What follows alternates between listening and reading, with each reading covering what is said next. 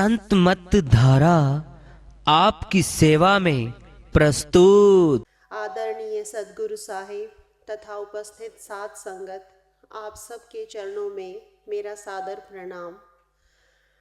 हम सद्गुरु साहिब की कृपा से यहाँ पर हरि चर्चा परमात्मा का गुणगान करने के लिए इकट्ठे हुए हैं। जैसा कि हम सब जानते हैं कि यह स्थान सद्गुरु साहिब का गुणगान करने के लिए ही, परमात्मा का गुणगान करने के लिए ही नियत हुआ है। अब इसी बात पर हमें विचार करना चाहिए कि क्या कोई एक स्थान ही ऐसा नियत हो सकता है जहाँ पर बैठकर हमें हरि चर्चा करनी चाहिए, प्रभु चर्चा करनी चाहिए, या हम कहीं पर भी बैठकर प्रभु चर्चा कर सकते हैं, प्रभु का ध्यान कर सकते हैं।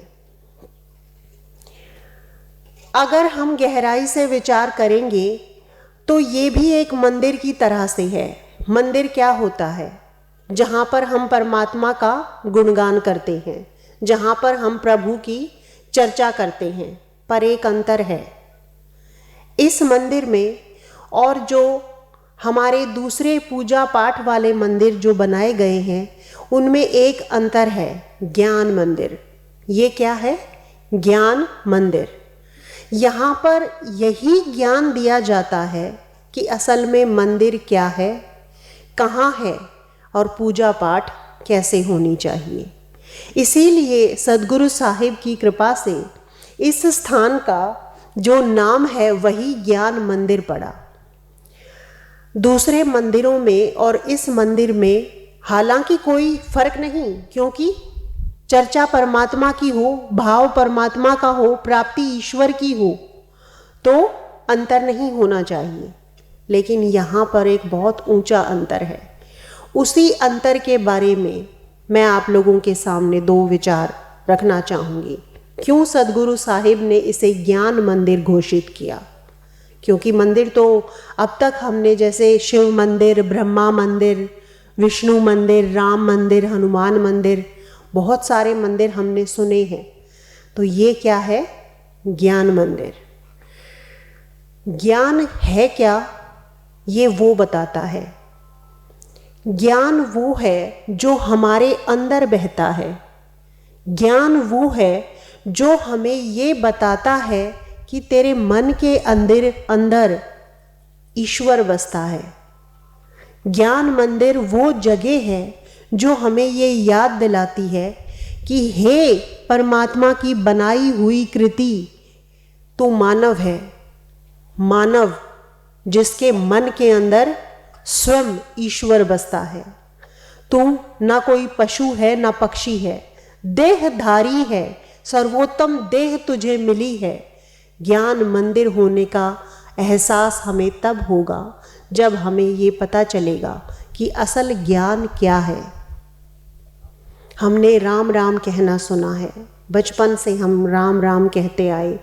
हमारी अंतरात्मा शुद्ध हो जाती है जब हम राम कहते हैं, राम राम कहते हैं। कितना उत्तम, कितना मर्यादित ये नाम है। क्यों? ऐसा क्यों है? सबसे पहले तो जिसके बारे में हम चर्चा करते हैं उसका आधा गुण जिस भाव से हम उसकी चर्चा करते हैं हमारे घट में उतर जाता है। हम आम तौर पर, क्योंकि ये ज्ञान मंदिर है, मैं आपको वहाँ तक लेके जाने की कोशिश करूँगी जो इस राम से उस राम तक लेकर जाए जो रर्रा सब में रम रहा, ताका नाम है राम। उस राम से लेकर उस राम तक जो किसी मंदिर, किसी जगह का गुलाम नहीं, वो राम। राम तो है ये भी और वो भी, लेकिन अंतर क्या है? ये जगह बस इसी चीज़ के लिए है कि अंतर हमें स्पष्ट हो जाए, हमें पता चले ज्ञान किसे कहते हैं। जब हम श्री राम का जिक्र करते हैं तो हमारे अंदर श्री राम का ही भाव हमारी आत्मा में उतर जाता है।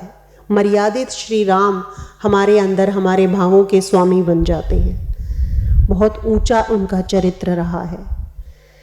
उससे लेकर साहिब ने एक वाणी कही, हमारे साथ क्या हुआ, हम वहीं पर रुक गए। राम जी जब इस धरती पर आए थे, उन्होंने स्वयं भी सत्संग किया था, उन्होंने स्वयं भी ज्ञान की गंगा बहाई थी। अब हमें और आपको ये स्वयं सोचना चाहिए कि जो श्री राम थे वे किसका भजन करते थे? वे भी तो किसी का भजन करते थे, उनके भी गुरु थे।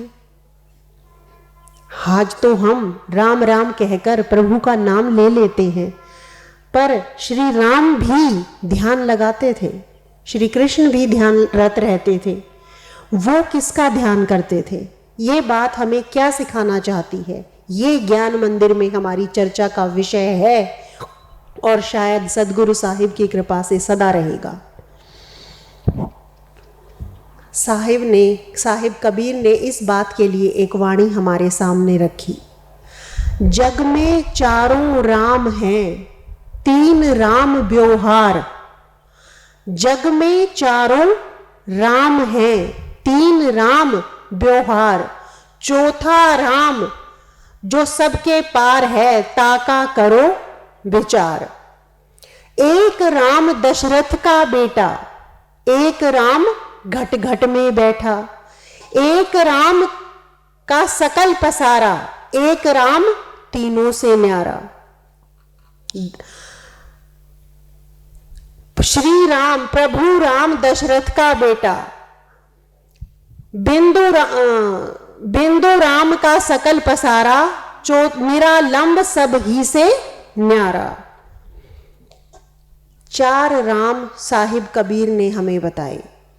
पहला राम क्या बताया? जग में चारों राम हैं, हमारे इस संसार में चारों तरह के राम हैं। पहला राम दशरथ का बेटा, दूसरा राम घट घट में बैठा। पहला राम के बारे में हम सब जानते हैं, वो दशरथ जी के बेटे थे। वही दशरथ जी के बेटे घट घट में बैठे हुए उस राम के बारे में चर्चा करते थे। वे सत्संग उत्तरकांड में जो साहिब हमारे बीच में जब भी आते हैं, सदगुरु साहिब, मैंने जितनी बार मैं उनके साथ आई हूँ, उन्होंने हर बार कोशिश की है कि उत्तरकांड का वो हमारे सामने विवरण रखें, क्योंकि उत्तरकांड में श्री राम ने सत्संग किया था, अपने अयोध्या वासियों को बुलाया था और कहा था कि हमें शंकर भजन बिन नर मुक्ति न पावे मोर। राम ने किसकी तरफ इशारा किया था कि कोई एक ऐसा शंकर भजन है, कोई एक ऐसा भजन है जिसके बिना नर को, मानव को मुक्ति नहीं मिलती। तो दूसरी बात तो श्री राम ने ही कह दी तुलसीदास जी के जरिए कि मेरे सिवाय भी किसी राम की है सत्ता। उस सत्ता के बारे में श्री राम ने स्वयं बताया तुलसीदास जी के माध्यम से। और तीसरा राम क्या कहा? बिंदु राम का सकल पसारा। ये जो संसार हम देख रहे हैं, ये जो सृष्टि हमारे सामने नजर आ रही है, ये बिंदु राम है एक। ये मेरी वाणी नहीं है, ये साहिब कबीर की वाणी है। बिंदु राम की ही ये सारी सृष्टि है, ये उसका पसारा है। और उससे भी आगे बढ़कर साहिब ने कहा चौथा राम, निरालंब राम, जिसे किसी के आधार की जरूरत नहीं, जो हर आधार से अलग है। राम, राम का मतलब परमात्मा, राम का मतलब परमात्मा। जैसे ईश्वर का मतलब परमात्मा है, ऐसे ही ठीक राम का मतलब भी क्या है? मालिक, परमात्मा। वरना साहिब को ये कहने की जरूरत ना पड़ती कि जग में चारों राम हैं, तीन राम व्यवहार।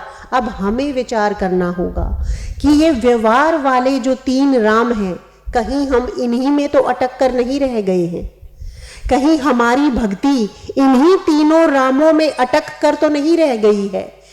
कौन से राम? एक श्री राम दशरथ घर डोले, दूसरा घट घट में बोले, दूसरा कौन सा है? जो हमारे घट घट में बोल रहा है, वो है दूसरा राम। तीसरा राम बिंदु राम का सकल पसारा। तीसरा राम है ये, सच में तीसरा राम है ये। कैटेगरीज हैं भगवानों की भी, जबकि है नहीं, ईश्वर एक है। फिर भी हमारी अज्ञानता के कारण हम व्यवहार वाले रामों में अटक गए, हम व्यवहार वाले ईश्वर में रह गए। हम राम राम कहते चले गए, पर हमें ये पता नहीं चल पाया कि श्री राम ने कितनी कोशिशें की थी उस निरालंब राम की तरफ इशारा करने की। श्री राम ने कितनी कोशिशें की थी सत्संग करने की। श्री राम ने, अगर हम सच में श्री राम को भजते हैं, अगर हम सच में राम राम कहते हैं, अगर हमें सच में श्री राम से, उस मर्यादा पुरुषोत्तम श्री राम से, दशरथ पुत्र राम से प्यार है, उनके प्रति श्रद्धा है, तो उनके कहने पे हमें चलना चाहिए। उन्होंने सत्संग किया था और अपने अयोध्या वासियों को बताया था कि एक राम ऐसा है जो मेरे से अलग है, जिसकी मैं स्वयं भक्ति करता हूँ। श्री राम स्वयं की भक्ति तो नहीं करते थे, ये तो हम सब जानते हैं, समझ सकते हैं। जब उन्होंने, नहीं तो वो क्या कहते, जैसा हूँ मैं हूँ, मेरी भक्ति करो, वो ये कहते। पर उन्होंने अयोध्या वासियों से झूठ नहीं कहा। क्या श्री राम कभी झूठ बोलते थे? हमें सोचना चाहिए।